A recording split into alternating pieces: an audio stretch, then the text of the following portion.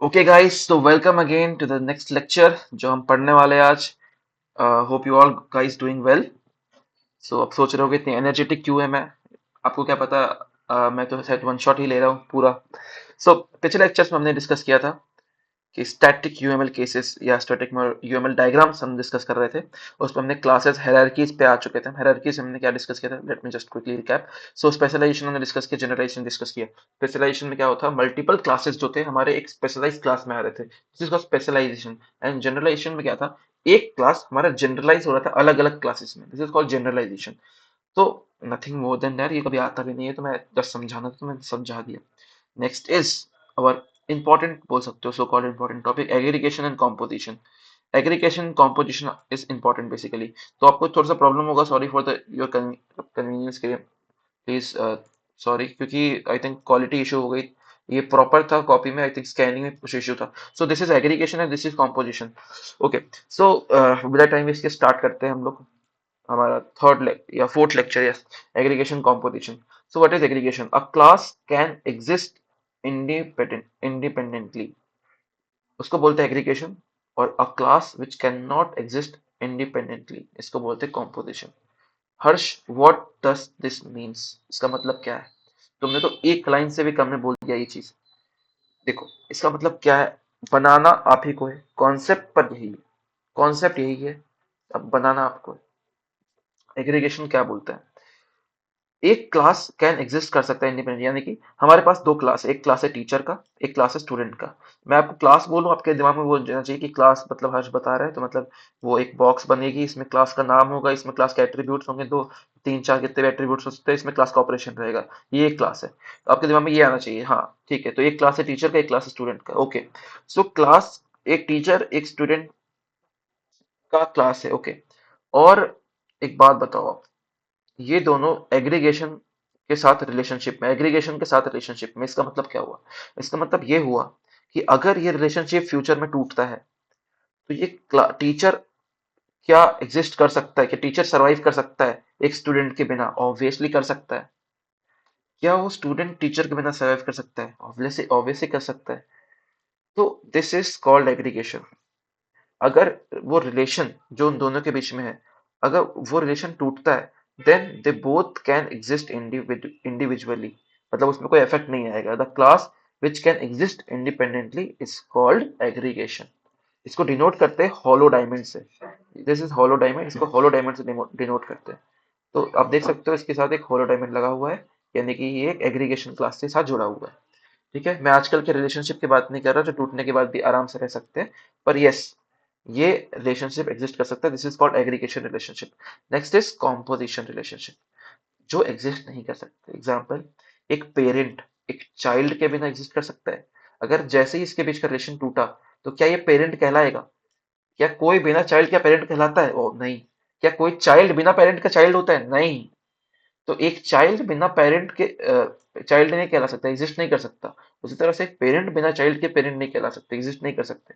So which can not exist independently, उसको हम बोलते हैं कॉम्पोजिशन। एक बुक क्या किसी, एक कोई भी बुक पेज के बिना एग्जिस्ट कर सकता है? नहीं। या कोई भी पेज बुक के बिना एग्जिस्ट कर सकता हो? मे भी कर सकता हो, लेकिन जनरली नहीं। इसीलिए पेज में वो नहीं आया, पर बुक में आया कि एक बुक एग्जिस्ट नहीं कर सकता बिना पेज का। उसी तरह से पेरेंट में भी आएगा, चाइल्ड में आएगा, क्योंकि चाइल्ड में भी, चाइल्ड तो चाइल्ड होता है, उसके पेरेंट्स ना हो। ठीक है, पर क्या पता पेरेंट्स के भी चाइल्ड ना हो, तो हाइपोथेटिकली तो कुछ भी हो सकता है ना। पर मूल मतलब मेन चीज तो यही है कि एक जो हमारा क्लास है, वो क्लास एग्जिस्ट नहीं कर सकता इंडिपेंडेंटली जो भी। नेक्स्ट इज रिलेशनशिप बिटवीन, यार ये पूरे चैप्टर्स में सिर्फ रिलेशनशिप्स के बारे में पढ़ना है। Relationship between sequence diagram and use case, sequence diagram and use cases. Okay, बहुत सिंपल, हमने ये पढ़ चुका है, बताओ मैंने पढ़ चुका, पढ़ा दिया आपको, आप बस रिकॉल करो। सीक्वेंस डायग्राम हमने पढ़ा था, it shows the sequence in workflow. And use case बताता है हमें कि हाउ अ यूजर और a actor interact with the system. जल्दी से चलते हैं पिछले वाले लेक्चर्स में। यस, किस्मत अच्छी थी, अब मैं वापस आ गया। यूज केस देखते हैं इसमें क्या था। यूज केस इधर ही था ना, चलो इधर ही देख लेते हैं। हमने यूज केस पहले चलते हैं, यूज केस क्या था? हाँ ये था यूज केस, जिसमें एक एक्टर जो है वो सिस्टम से इंटरैक्ट करता है, वो दिस इज यूज केस अपना। यही है अपना यूज केस। ये एक यूजर एक एक्टर कैसे इंटरेक्ट करता है सिस्टम के साथ, ये है यूज केस। वही सीक्वेंस डायग्राम क्या है? Sequence diagram is something different यार। सीक्वेंस डायग्राम हमें ये बताता है कि आपका एक प्रोसेस किस सीक्वेंस में, एक एक्टर डिवाइस के बीच में सीक्वेंस में कैसे, किस सीक्वेंस में ये ऑपरेट हो रहा है। सीक्वेंस डायग्राम ये बताता है sequence of the process. Okay, it shows the sequence of the process, workflow show करता है sequence diagram. This is the main difference between a sequence diagram और यूज केस। अच्छा बताओ, तुमने डिफरेंस तो बता दिया, रिलेशन क्या है? रिलेशन ये है कि सीक्वेंस डायग्राम भी आपको एक्टर और डिवाइस के बीच में इंटरेक्शन शो कराता है और यूज केस भी आपको शो कराता है। डिफरेंस क्या है? डिफरेंस ये है कि सीक्वेंस डायग्राम उससे एडवांस है, ये आपको वर्कफ्लो भी प्रोवाइड कराता है, ये आपको रिलेशन के साथ साथ सिंक्रोनाइज वे में सीक्वेंस भी दिखाता है। बस यूज केस में आप सीक्वेंस नहीं देख सकते। ठीक है। Next topic is when to use class diagram. Class diagram को कब यूज करना है? ओके, सो क्लास डायग्राम को when to use, why to use में ये चार पॉइंट्स आप याद रख लो। For for static structure system, क्योंकि एक डेफिनेशन भी है, class diagram is a static structure system. तो जब भी हमें स्टैटिक स्ट्रक्चर सिस्टम डिनोट करना हो तो हमें क्लास डायग्राम की जरूरत पड़ेगी। जब भी for representation of class name, attributes, operations, relationship, जब भी इससे हमें काम करना हो तो हम क्लास डायग्राम का यूज करेंगे। जब हमें ब्लूप्रिंट्स प्रोवाइड करना हो सिस्टम डिजाइन के लिए तो हम क्लास डायग्राम का यूज करेंगे। जब भी we need to understand the data structure and their interaction with the system तो हम क्लास डायग्राम का यूज करेंगे। तो ये सारी के सारी चीजें हैं क्लास डायग्राम को यूज करने के लिए। ये सब चीजें मैंने एक्सप्लेन कर दी है क्लास डायग्राम में। नेक्स्ट इज हमारा ये यूनिट प्रॉपरली खत्म हो चुका है गाइस, यूनिट 3। अब हम स्टार्ट करते हैं यूनिट 4। तब तक यूनिट 3 में आपको कोई भी प्रॉब्लम है तो जैसा अपना प्रोटोकॉल है तुरंत कमेंट कर सकते हो आप। ओके, सो स्टार्ट करते हैं यूनिट 4 से। यूनिट 4 हमारा है डायनेमिक यूएमएल डायग्राम्स। सो डायनेमिक डायग्राम्स के लिए हमें फर्स्ट पढ़ना है यूएमएल इंटरैक्शन। इंटरैक्शन डायग्राम्स क्या होते हैं, डायनेमिक डायग्राम्स क्या होते हैं।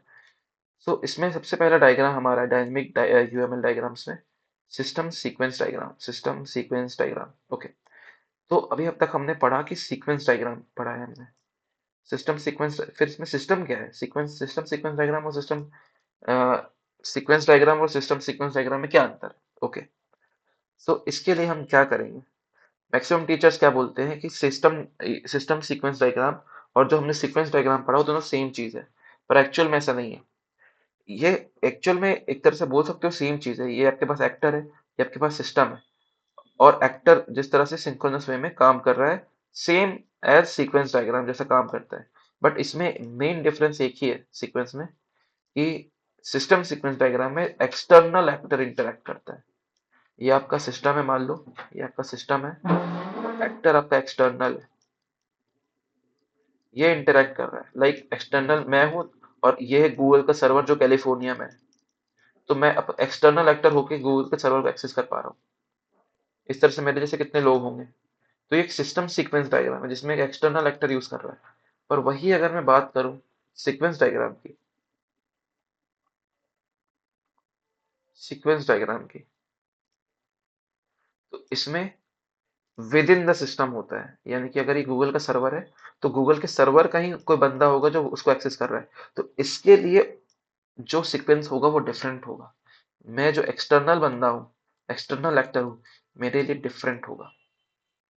इसके लिए सीक्वेंस डायग्राम डिफरेंट होगा, मेरे लिए सीक्वेंस डायग्राम डिफरेंट होगा। हूँ दोनों एक्टर ही, है दोनों एक्टर ही, पर क्योंकि ये इंटरनली सिस्टम के विद इन द सिस्टम काम कर रहा है और मैं आउटसाइड द सिस्टम काम कर रहा हूँ, that is the main difference between sequence diagram and system sequence diagram. This is main difference guys. तो आई होप इट्स क्लियर। बाकी सब चीजें सेम है, जो आप उसमें डायग्राम तो वही इसमें डायग्राम है, बस this is the main difference कि क्या दोनों सेम है कि नहीं है। नेक्स्ट टॉपिक इज हमारा कोलैबोरेशन डायग्राम क्या होता है और when to use communication diagram. तो गूगल हमें ये बोलता है, जितना मैंने देखा, कि कोलैबोरेशन डायग्राम और कम्युनिकेशन डायग्राम दोनों सेम चीज है। कम्युनिकेशन का डायग्राम का ही दूसरा नाम कोलैबोरेशन डायग्राम है। तो हम उसी को फॉलो करते हैं। रिसर्च पेपर और GATE overflow, sorry stack overflow और गेट सीएस वगैरह में सब चीजें सेम ही बताती है। कोलैबोरेशन डायग्राम और ये कम्युनिकेशन डायग्राम सेम ही होते हैं। पर अब हम समझते हैं क्या होता है बेसिकली। सो अब ऐसा समझो, अगर हमारे पास एक इवेंट है, हमने एक टास्क डाला न्यू इवेंट को ऐड करने का, तो हमने एक फंक्शन डाल दिया न्यू इवेंट को ऐड करो, रिक्वेस्ट चली गई ऐड करने की। फिर एक चेक, अब हम चेक डेट करना है, एक बटन है हमारे पास कि डेट को चेक करो, तो चेक का एक बटन क्लिक किया तो चेक डेट का फंक्शन एक्टिवेट हुआ और कैलेंडर खुल गया। ठीक है, फिर कैलेंडर में मुझे एक ईमेल सेंड करना है, तो मैंने क्लिक ईमेल पे क्लिक किया तो अपने आप ईमेल चला गया, ईमेल अलर्ट हो गया। तो ये क्या हो रहा है, ये बेसिकली मैसेजेस के थ्रू सीक्वेंसिंग हो रही है। मैसेजेस के थ्रू सीक्वेंस मेंटेन हो रहा है। पहले इवेंट ऐड हुआ, फिर डेट चेक हुए, फिर ईमेल को सेंड हुआ, यानी कि एक सीक्वेंस में चल रही है। और वो ये सीक्वेंस किसका हो रहा है, मैसेजेस का हो रहा है। और कुछ हो रहा है, हाँ हो रहा है, क्या हो रहा है, ऑब्जेक्ट्स के साथ इंटरेक्शन हो रहा है। इवेंट ने इसको टच करने के बाद ये रिक्वेस्ट ऑब्जेक्ट पे आया, ये सारे ऑब्जेक्ट्स है। ऑब्जेक्ट के बाद ये कैलेंडर में आया, कैलेंडर के बाद ईमेल में आया। So what is collaboration diagram is, so basically it shows the interaction between object and highlighting the of relationship and sequence of messages। मतलब इसके दो काम है, पहला सीक्वेंस ऑफ मैसेज को डिनोट करना और दूसरा ऑब्जेक्ट को के रिलेशनशिप को बताना। दो काम है, ऑब्जेक्ट के रिलेशनशिप को बताना, सीक्वेंस ऑफ मैसेजेस को बताना।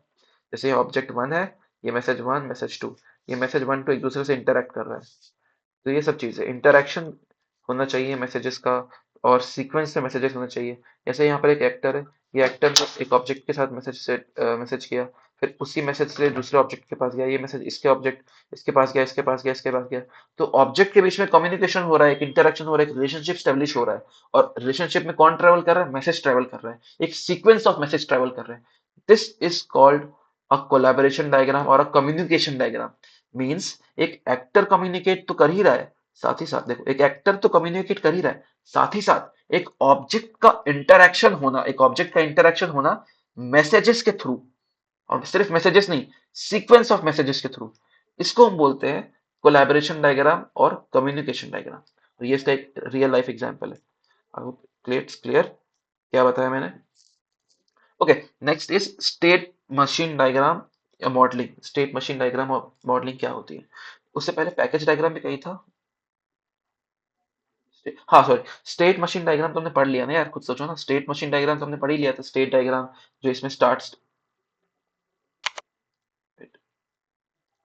स्टेट था, स्टेट से ऐसे गए, ऐसे ऐसे जो भी चीजें हुई थी सबने पढ़ तो लिया था।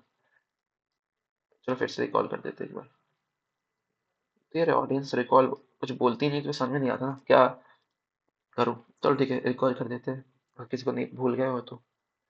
स्टेट डायग्राम देखो यही तो था जो हमने पढ़ा था अभी। दिस इज अ थिंग, ये कुछ अलग नहीं है। स्टेट मशीन डायग्राम और मॉडलिंग ये सेम चीज है। ठीक है, when to use state diagram, कब यूज करना है स्टेट डायग्राम को। भाई कितना सिंपल है, शुरू से हर्ष यही बता रहा है कि जब हमें पास एक फाइनाइट ऑटोमेटा गिवन हो, या जब हमें एक सीक्वेंस में काम करना हो, तब हमें यूज करते हैं when to use state diagram. When to use activity diagram, कितना सिंपल है, मैंने फिर से बताया था एक्टिविटी डायग्राम दो केस में यूज करते हैं। चलो एक्टिविटी डायग्राम पे चलो। जब हमें वर्क फ्लो दिखाना हो, जब हमें पैरेललिज्म शो करना हो, जब हमें डिसीजन मेकिंग शो करना हो, तब हम एक्टिविटी डायग्राम को यूज करते हैं। ठीक है, ये भी सिंपल था। नेक्स्ट नेक्स्ट क्या क्वेश्चन है, when to use activity and implementation diagrams। Okay, implementation diagrams में कौन कौन सी डायग्राम इंप्लीमेंट करनी है। First is UML package diagram, ये हुई ना बात, ये कुछ नया है, आते हैं इस पे। पैकेज डायग्राम बहुत ही सिंपल है, एकदम रत्ती भर के कॉन्सेप्ट है। क्या मैं बताता हूँ आपको। It's package diagram in UML shows the packages and dependencies of the packages। बस यहाँ पर एक आपका सिस्टम है, सिस्टम के अंदर आपके यूज केसेस पड़े रहते हैं, बहुत पहले सब पता है आपको। इसको बोलते हैं पैकेजेस। जब एक पैकेज और ये दूसरा पैकेज है, ये एक पहला पैकेज के क्लास ए को यूज कर रहा है और दूसरा पैकेज क्लास बी को यूज कर रहा है। ठीक है, तो यानी कि क्लास ए से डिपेंडेंट है, क्लास ए से फर्स्ट पैकेज ए क्लास ए से डिपेंडेंट है, और पैकेज बी भी क्लास बी से डिपेंडेंट है। यानी कि ये डिपेंडेंसीज को बताना, पैकेजेस के डिपेंडेंसीज को शो करना, ये पैकेज डायग्राम के हाथ में होता है। पैकेज डायग्राम शो करता है, फॉर एग्जाम्पल अगर मेरा नाम है, तो मेरे नाम में डिपेंडेंसी है कि मेरा फर्स्ट नाम लास्ट नाम कॉम्पोजिट है ना basically. First name middle name last name क्या होगा, ये सारे के सारे डिपेंडेंसीज है मेरे। या मेरा नाम है, उसमें मेरे कितने लेटर्स हो सकते हैं, डिपेंडेंसीज डिपेंडेंट है ना। तो ये सब चीजें जो होती है किस किन चीजों में डिपेंड करती है, या ये सब चीजें पैकेज डायग्राम के थ्रू हम शो कर सकते हैं। used to highlight structure and system dependencies between packages। Same चीज डिपेंडेंसीज ऑफ पैकेजेस के बीच में शो करने के लिए हम पैकेज डायग्राम का यूज करते हैं डिपेंडेंसीज को शो करने के लिए। Next package diagram, when to use package diagram, कब यूज करना है, तो वही मैंने बताया। It is used when to show the highlight to show the, कब यूज करते हैं? To show the high level structure of system, system का एक हाई लेवल स्ट्रक्चर शो करने के लिए और उसके डिपेंडेंसीज को दिखाने के लिए हम यूज करते हैं। ये भी हमें समझ में गया कि पैकेज डायग्राम को कब यूज करते हैं, when to use. Then component and deployment diagram, and when to use component deployment diagram, last thing. और ये भी बहुत सिंपल है, कंपोनेंट डायग्राम और डिप्लॉयमेंट डायग्राम। तो यहाँ से मैं पहले फर्स्ट चेक करूंगा कि टाइम कितना हुआ। Okay, it's 15 minutes. सो ये कंपोनेंट और डिप्लॉयमेंट डायग्राम में हमें क्या करना है, बेसिकली हमने जो भी चीजें पढ़ी है उसका एक सरफेस लेवल की चीज बताने वाले हैं। तो द नेक्स्ट लेक्चर हम कंपोनेंट डायग्राम और डिप्लॉयमेंट डायग्राम करूं या इसी लेक्चर में मैं खत्म करूं, सोच रहा हूँ। नेक्स्ट लेक्चर में मुझे ये यूनिट 5 भी खत्म करनी है। सो चलो नेक्स्ट लेक्चर ही लेके चलते हैं। नेक्स्ट लेक्चर में हम क्या करेंगे, कंपोनेंट डायग्राम और डिप्लॉयमेंट डायग्राम दोनों खत्म करेंगे, साथ ही साथ यूनिट 5 को भी अप्रोच करके उसको भी खत्म करने का ट्राई करेंगे। ठीक है, खत्म ही कर देंगे तो ऑलमोस्ट हमारे 4 लेक्चर में हमारी पूरी चीजें खत्म हो जाएगी। Done. So hope you all like this video, आपको पसंद आया होगा। अभी तक हमने सब कुछ ऑलमोस्ट डिस्कस कर लिया है, बस लास्ट के ये टॉपिक्स और लास्ट के यूनिट बचा हुआ है, उसके बाद हमारा पूरा यूनिट खत्म हो जाएगा। So thank you for your time, thank you for watching. और आपको पसंद आया होगा तो आपको पता है क्या करना है। अगर आपको पसंद नहीं आया तो सब्सक्राइब नहीं भी कर सकते हो, आप कोई जबरदस्ती नहीं है करने की। But if you want this like of lectures then you must subscribe this channel. Okay, so thank you for watching again, and thank you and have a nice day.